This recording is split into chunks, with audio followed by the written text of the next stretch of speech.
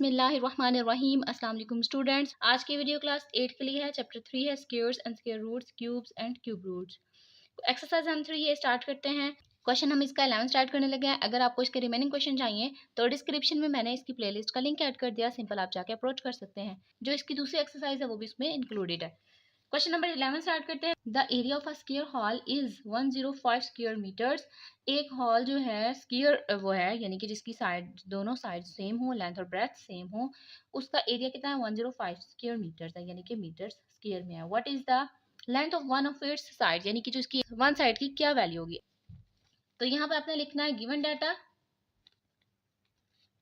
Area of a square hall 105 square meter, यानी कि metre के ऊपर स्क्वायर। तो मैंने इसको दूसरी फॉर्म में लिख दिया। उसके बाद लेंथ फाइंड करनी है, हमने लेंथ करनी है फाइंड, और इसको हम रिप्रेजेंट करेंगे एल से।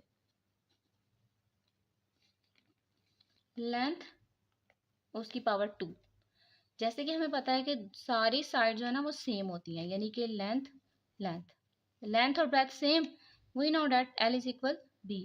तो मैं जब एरिया का फॉर्मूला लिखती हूँ तो हमें पता है कि एरिया का फॉर्मूला क्या होता है, लेंथ मल्टीप्लाई बाय ब्रेथ होता है, यानी कि area is equal length multiply by breath.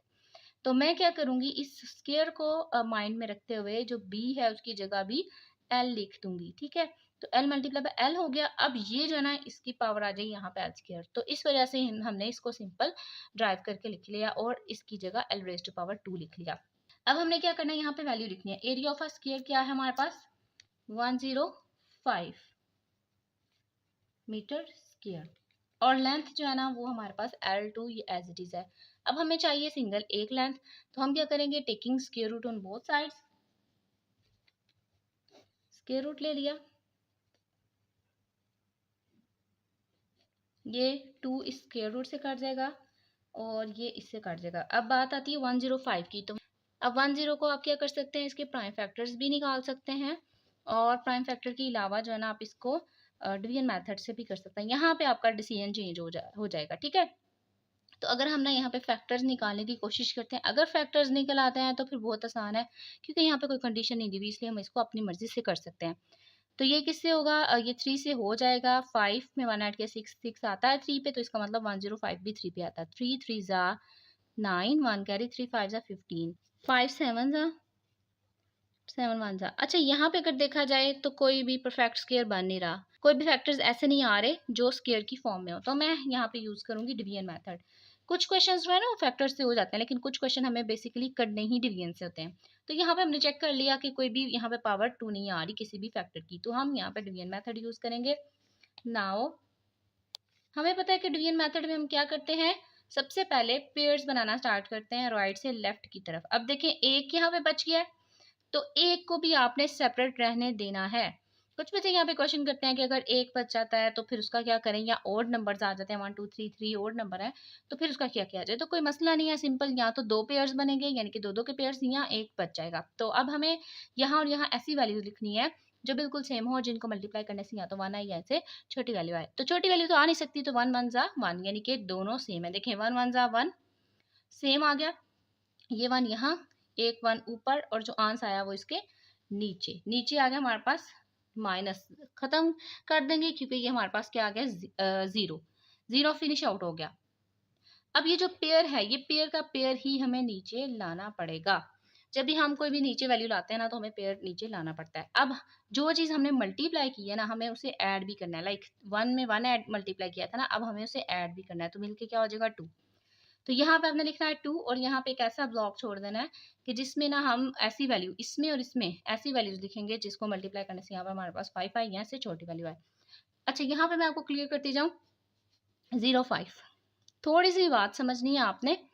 यहाँ पे आपने क्या करना है, देखें ये 2 डिजिट बन रहे हैं, 1 डिजिट 2 डिजिट। यहाँ पे कितने हैं, ये 2 डिजिट है, लेकिन अगर हम इसको थोड़ा सा और स्पेसिफाइड करें और इसकी स्पेसिफिकेशन देखें कि 0 अगर पहले आ जाता है, किसी भी नंबर से पहले आ जाता है तो उसकी कोई वैल्यू नहीं होती। तो ये हाल ही हमारे पास 5 बचता है, जो कि 1 डिजिट है।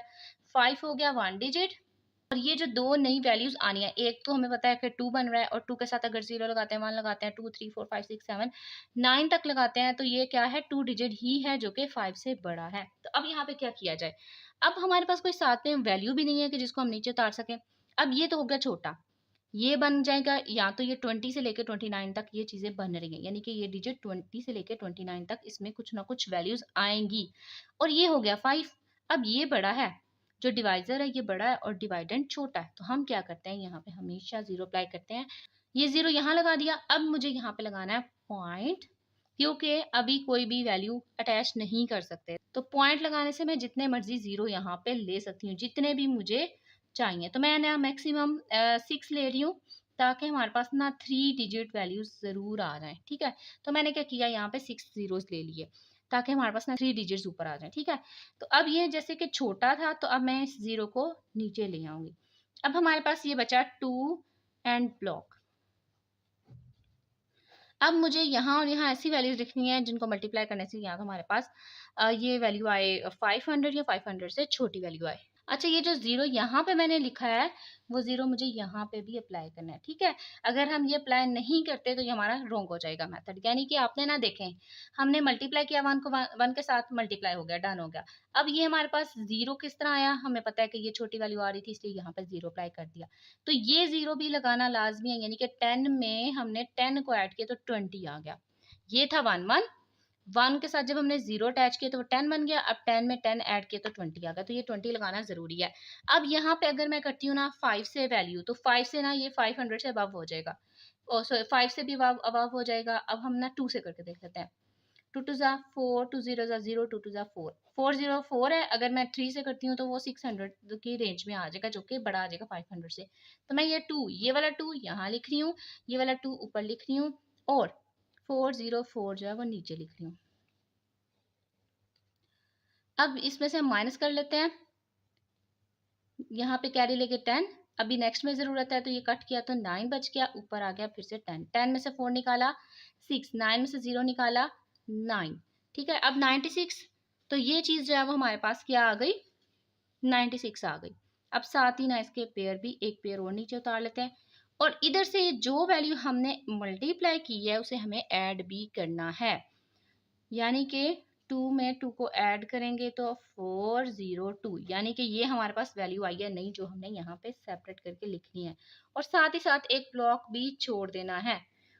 अब इस ब्लॉक में हमने क्या वैल्यू पुट करनी है, ऐसी वैल्यू यहाँ पे आपने पुट करनी है जिनको मल्टीप्लाई करने से हमारे पास 9600 से छोटा या इससे बड़ी, इससे इसके बराबर आ जाए। ठीक है, तो अगर मैं यहाँ पे 4 पुट करती हूँ, 4 4 ज़ा 16, 4 4 ज़ा 16 17, 4 0 ज़ा 0 1, 4 2 ज़ा 8। अगर मैं 5 से करती हूँ ना तो वो बड़ा आ जाता है, इसलिए मैं यहाँ पे 4 पुट कर दूंगी। ये एक 4 इधर आ जाएगा, ये वाला 4 ऊपर चला जाएगा, और जो आंसर आएगा वो हमने यहाँ पे नीचे लिख देना है।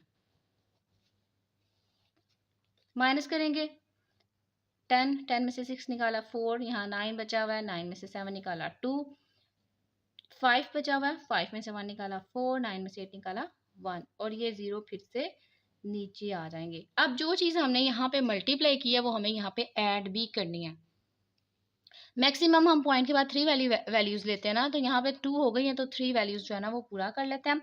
204 में फिर से 4 ऐड किया, तो ये हमारे पास आ गया 2048, 2048, और साथ एक ब्लॉक छोड़ दिया ताकि हम इसमें कुछ फिलिंग कर सकें। अब इन दोनों ब्लॉक्स में हमने कुछ ऐसी वैल्यू पुट करनी है जिनसे हमारे पास यहाँ तो यह यहाँ से छोटी वैल्यू आए। तो मैं यहाँ पे ना 6 पुट कर रही हूँ। 6, अगर मैं इसको 7 से करती हूँ तो बड़ा आ जाता है, तो सिंपल हम 6 ही पिक करेंगे। 6 यहाँ पे आ जाएगा, ये वाला 6 ऊपर चला जाएगा, और बाकी जो भी वैल्यूज हैं वो सारी की सारी नीचे आ जाएंगी। ठीक है, अब आप इसमें से माइनस कर लें। 4, 9 में से 1 निकाला 8, 3 में से 9 नहीं निकलता, कैरी लिया हुआ यहाँ पे। 13 में से 9 निकाला 4 आ गया 0 में से। अब यहाँ पे बचा है 1 में से 2 नहीं निकलता, कैरी लेंगे, 3 बच गया यहाँ पे। 11 में से 2 निकाला 9, 3 में से 2 निकाला 1, तो ये हमारे पास ना चलता जाएगा। बाकी हमें ये चाहिए था, तो लेंथ में ना हमारे पास वैल्यू आ गई, लेंथ इज इक्वल 10.246 मीटर। ठीक है, तो ये हमारे पास लेंथ की वैल्यू आ गई।